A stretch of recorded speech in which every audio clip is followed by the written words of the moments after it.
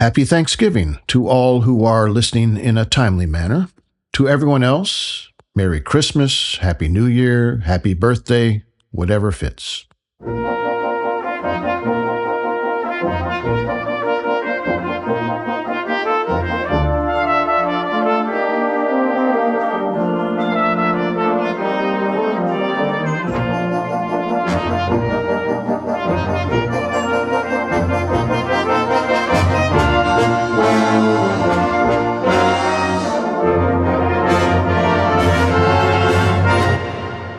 In Detroit, back in the 70s, when Hudson's was on Woodward Avenue, I used to march in the Hudson's Thanksgiving Day Parade as part of the Salvation Army Band, which reminds me of a Bill Himes story.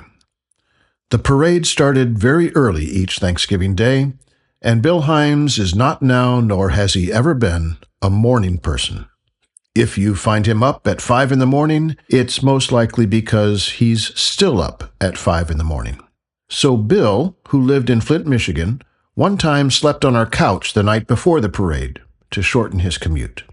You might know Bill is a graduate of the University of Michigan, whose marching band under Dr. William D. Ravelli was known for its precision. That year, I marched directly behind Bill, so this was my chance to see how they did things in the Big Ten. Someone gave a command, the drums gave a cadence, and off we went. Everything was normal at first, but then Bill started marching erratically. He'd go along just fine, then make a sudden move to the right, then steady ahead again, then another move to the left. And that's when I realized we were marching behind some horses. I quickly learned to follow Bill step by careful step. There's a lesson here. This Thanksgiving, when you sit down to dinner and that crazy relative decides to bring up the election, just keep marching, and be careful not to step in it. We have 2 segments today, beginning with this. One of my interests is chess, but when I suggested to the gang that we do a segment on the current World Chess Championship in Singapore, I was laughed out of the room. But I'm going to do it anyway. My interest in chess began in 1972, when Bobby Fischer played Boris Spassky for the World Chess Championship. It was the U.S. versus the USSR. The Cold War played out on a chessboard in Reykjavik, Iceland. I was traveling in Yugoslavia at the time. The match inspired me to buy a chess set, a wood-carved one I saw in a small shop in Dubrovnik's old town. I set about studying the game, and when I went back to school that fall, I saved my lunch money to spend on every chess book I could find. Over the years, I've acquired a good collection, most of which is now on loan to the chess club at Mitchell High School, where Deanna teaches. The thing about chess, it's concrete. There's no randomness. Nothing is hidden. It doesn't involve a roll of the dice or a deck of hidden cards. On one level, the drama of chess is played out player against player. On a more fundamental level, it is really each player against himself or herself. This very human drama, along with how I identify with the current world champion, is why this is my subject today, with apologies to Jan, Rob, and Dee. The current world champion is Ding Liren of China, for whom I have a strong affinity. Ding won the title in 2023, the first player from China to do so. That World Championship match went the full 14 games of regulation and ended in a draw. So, a 4-game mini-match with rapid time controls was used as a tiebreak.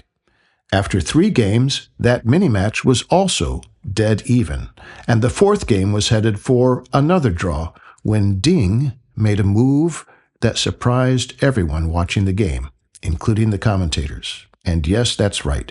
You can watch chess online complete with full color commentary. If that's news to you, you're welcome.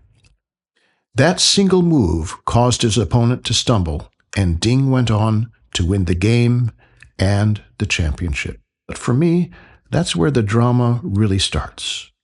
I watched that last game and noticed something strange, something quite emotional.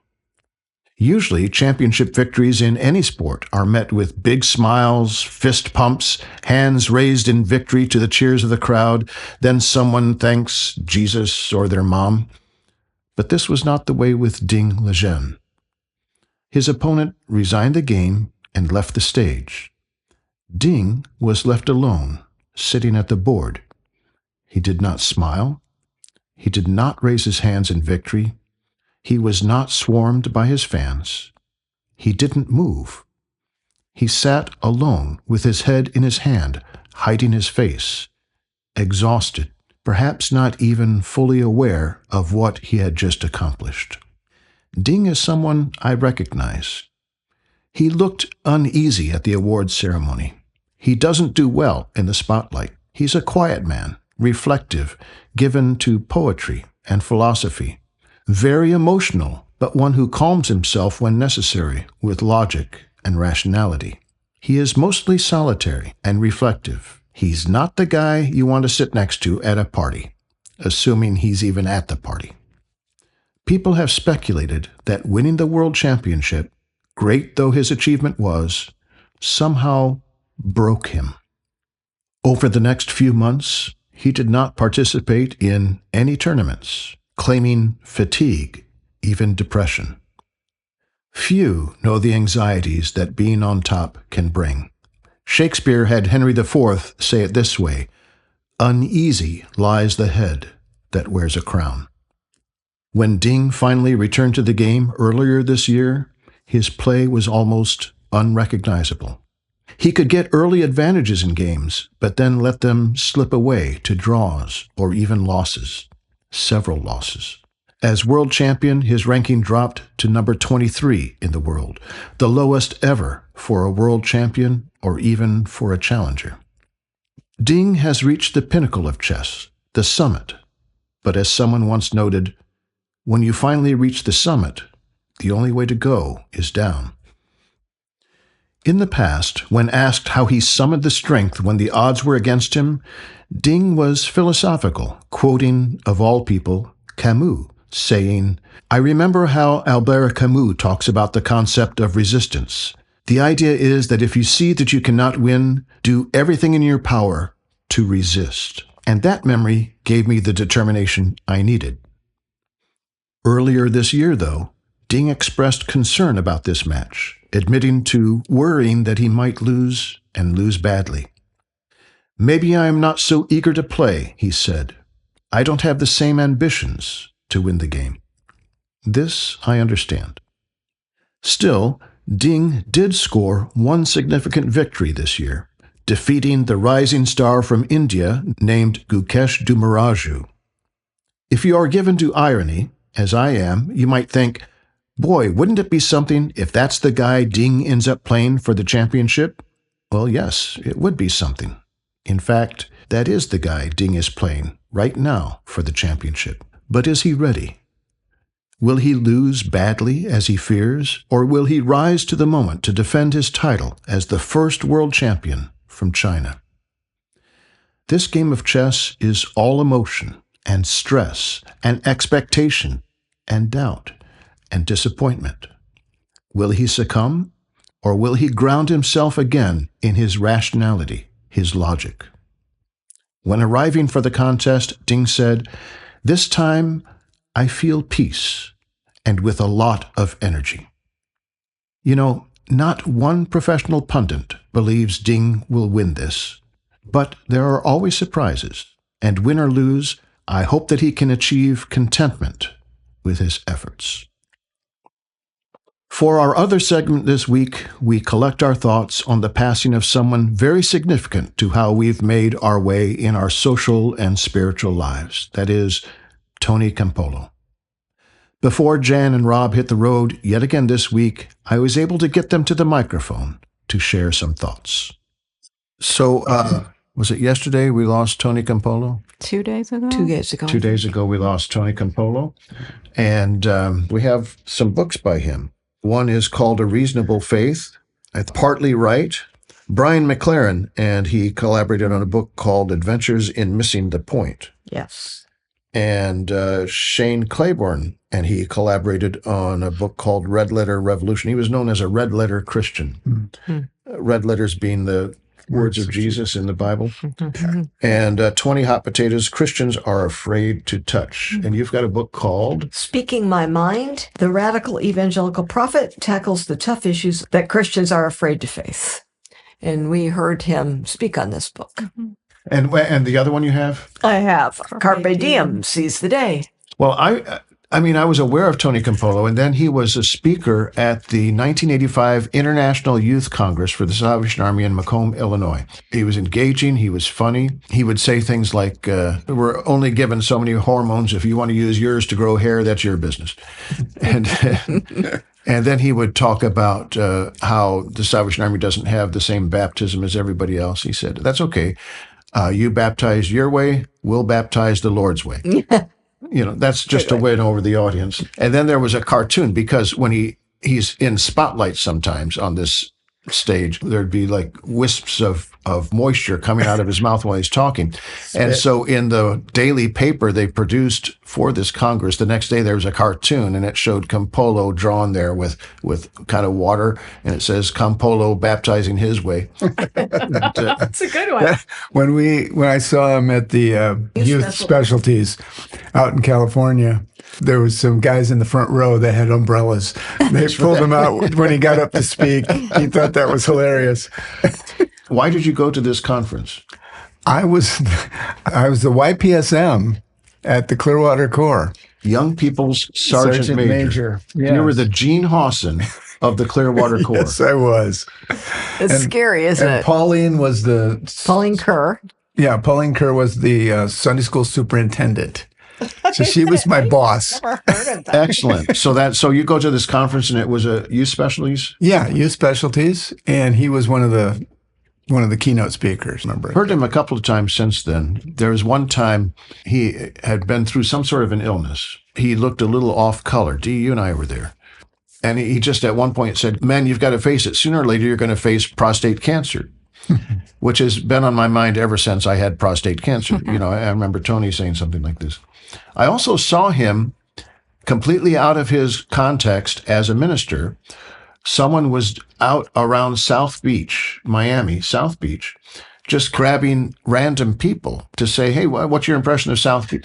And Tony Campolo was one of them with his wife. I love that. So there he is at South Beach, which, has certain reputation. And so, what do you think about this? And he just said, "This is the wildest thing. This is just wild."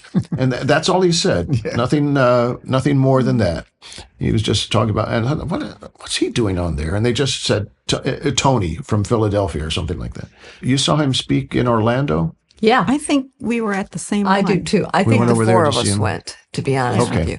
If it was either the four of us or the three of us. I think we have that book. I think we got him to sign it. Yes, that's what this is. He signed that book for us. He's a very engaging speaker, very smart. Eastern University. I was trying to remember where he taught. Yeah. Which is a Christian school. Yes. Is it a private school? Private Christian school. Okay. So, and the field is sociology. Mm-hmm. Right. I love this book. I mean, the theory behind this book. That's the Carpe Diem one. Yeah, because Tony Campolo was like this. He lived fully.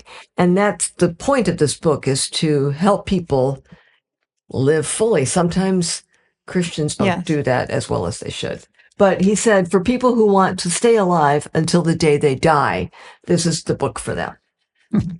I had, back when tapes were the thing, listened to him speaking a lot. And he talks about being alive, the moments when you're alive. And he talked about, I think it was it the Empire State Building when he was a little boy or something? Yeah.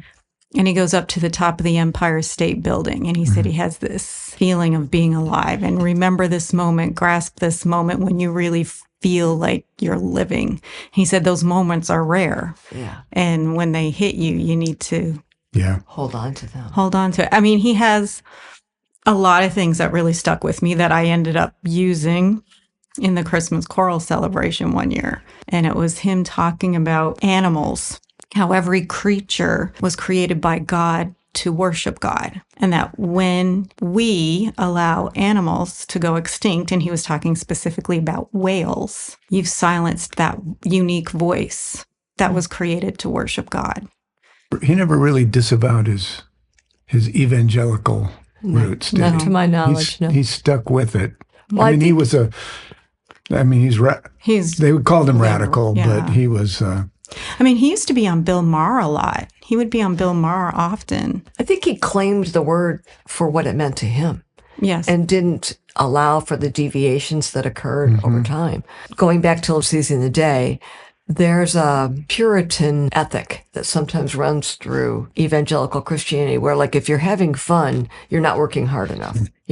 If you love your job, there's something wrong. You must not be working as hard as me, And what a tragedy it is to think that you have to go through your life as if you're doing penance for something or you're not allowed to enjoy it. Because he does a good job. He talks about party a lot in his books.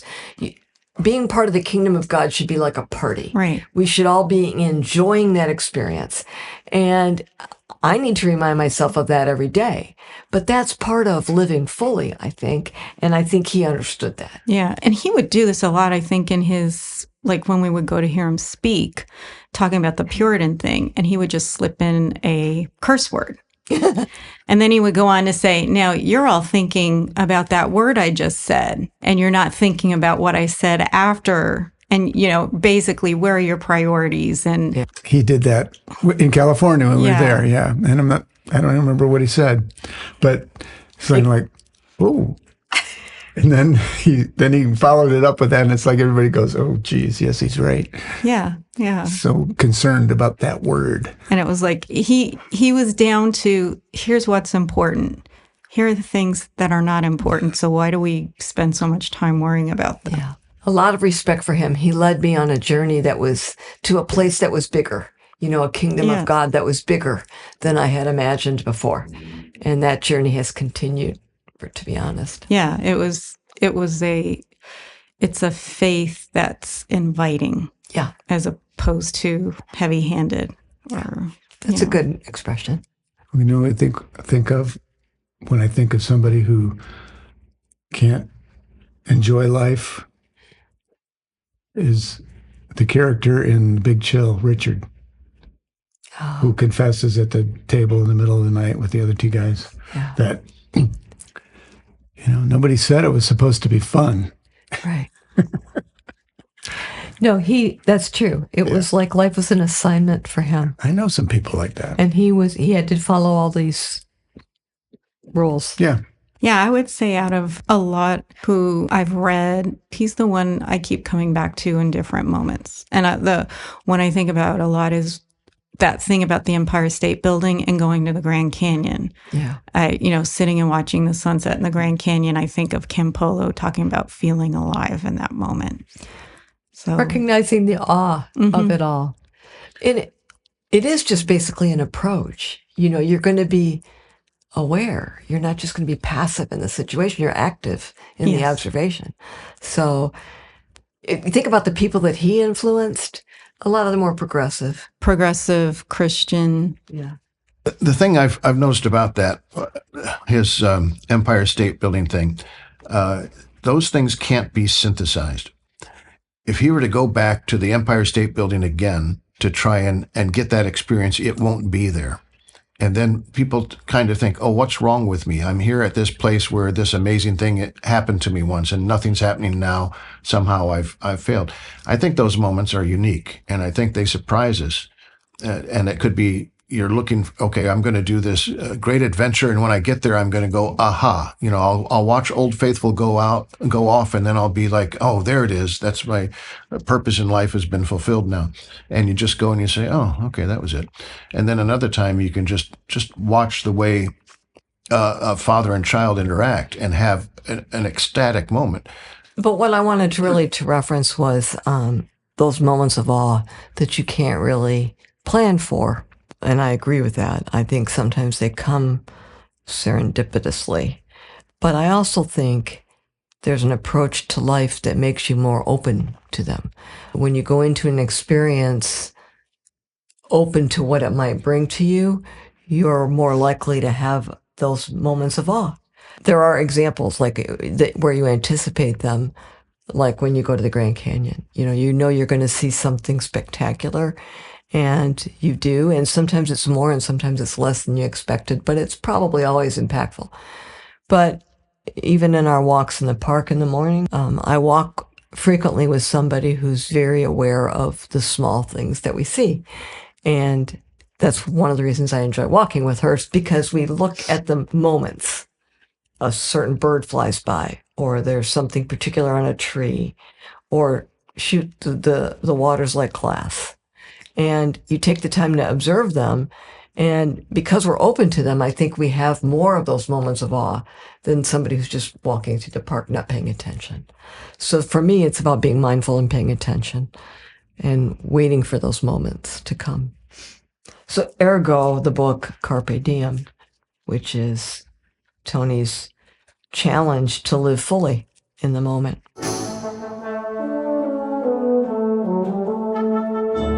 With that, again, let me wish you a happy Thanksgiving. Let's celebrate the gathering of friends and family. Let's honor the retelling and ordering of this year's blessings and difficulties. Let's keep our priorities straight. Let's pause for rejuvenated gratitude. March ahead and don't step in it. Until next time.